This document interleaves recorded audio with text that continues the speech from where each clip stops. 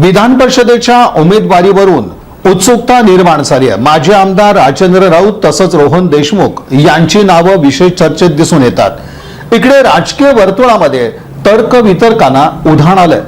पालिका आणि जिल्हा परिषद निवडणुकांनंतर आता विधान परिषद निवडणुकीचं वारं जोमात आहे। जिल्ह्याची स्थिती पाहिली तर भाजपाकडे इथून पुरेसं बहुमत आहे। अर्थात भाजपा उमेदवारासमोर कुठलं आव्हान नाहीये। असं असलं तरी उमेदवारीबाबत पक्षानं सस्पेन्स राखलाय। जी नावं चर्चेत आहेत त्यापैकी माजी आमदार राजेंद्र राऊत आणि युवा चेहरा म्हणून रोहन देशमुख यांची नावं प्रकर्षानं समोर येत आहेत। याचबरोबर माजी आमदार रणजितसिंह मोहिते पाटील, राजन पाटील, प्रशांत परिचारक, राम सातपुते, दिलीप माने, भाजपा शहर अध्यक्ष रोहिणी तळवळकर ही देखील नावं विधान परिषदेच्या जागेसाठी घेतली जात आहेत। यातूनच कोणाची निवड होते की आणखीन एखादं नवं नाव समोर येतं याची उत्सुकता भाजप वर्तुळात पाहायला मिळते। पक्षश्रेष्ठी उमेदवारीचा निर्णय घेणार असले तरी पालकमंत्री जयकुमार गोरे यांच्या मर्जीतलाच उमेदवार ठरणार हे देखील उघड आहे। नुकताच पालकमंत्री जयकुमार गोरे यांच्या समवेत माजी आमदार राजेंद्र राऊत यांचा झालेला एकत्रित विमान प्रवास चांगला चर्चेत राहिला। तर इकडे एक युवा उमेदवार म्हणून रोहन देशमुख यांच्या नावाचा दावा केला जातोय। खास करून ग्रामीण भागाशी असणारा संपर्क,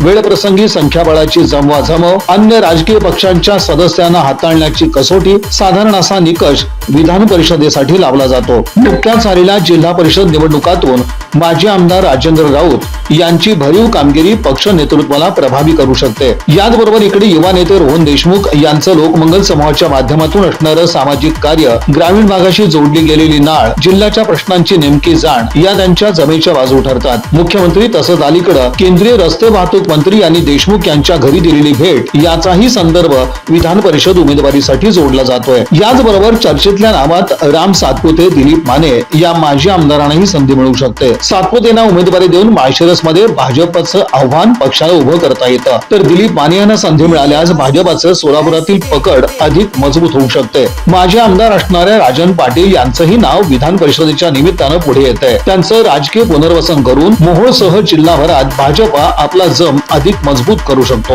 याचबरोबर भविष्याचा विचार करून माजी आमदार रणजितसिंह मोहिते पाटील यांच्यावर पुन्हा एकदा भरोसा ठेवण्याचा पर्याय भाजप समोर आहे। त्यांना संधी देताना मोहिते पाटील यांच्याशी जवळीक राखण्याचा प्रयत्न केला जाऊ शकतो। तर इकडे पुन्हा एकदा प्रशांत परिचारक यांना उमेदवारी देऊन पंढरपूर मंगळवेढा पट्टा अधिक मजबूत करून जिल्ह्याच्या राजकारणात सर्वमान्य अशा नेतृत्वाला संधी दिली जाऊ शकते। विधान परिषदेसाठी उमेदवार निवडताना भाजपचं लक्ष आगामी वाटचालीवर असणार आहे। आज जिल्ह्यावर जी पकड पक्षाने मिळवली आहे त्याचा आधार आणखीन खोलवर नेण्याचा प्रयत्न पक्षाकडून होणार हे उघड आहे। म्हणूनच हाताशी पुरेसं बहुमत असतानाही विधान परिषदेसाठी उमेदवार जाहीर करताना अधिक विचार होताना दिसतो आहे। यातूनच हा सस्पेन्स वाढीस लागलाय। या बातमीपत्राचे प्रमुख प्रायोजक प्लॅटिनम मॉल इंद्रधनु सोलापूर। सोलापुरातील सर्वात प्रतिष्ठित इंद्रधनु सोसायटीचा नवीन भव्य कमर्शियल प्रोजेक्ट आता रेल्वे स्टेशनच्या अगदी शेजारी शहराच्या मध्यवर्ती ठिकाणी।